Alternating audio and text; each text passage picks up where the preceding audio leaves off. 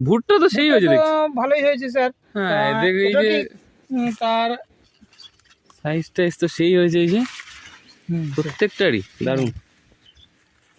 তা আমি স্যার ওষুধ পোকার ওষুধ ব্যবহার করেছি 2 বার স্যার। আচ্ছা, মানে শুরু থেকে এখনো পর্যন্ত? হ্যাঁ 2 বার, শুরু থেকে প্রথমে একবার মানে শেষ পর্যন্ত 2 বার স্প্রে করেছি আচ্ছা এতদিন অবধি। আচ্ছা, আর এতদিন অবধি 7 বার স্প্রে করেছে পাশেরটাই? পাশেরটাই, ওরে বাবা, পাশের জমিটায় 7 আরে বার স্প্রে মোচও তো করেছে। ভালো হয়নি, একটা না, বড় মোচও একটা ভালো ছোট হয়নি।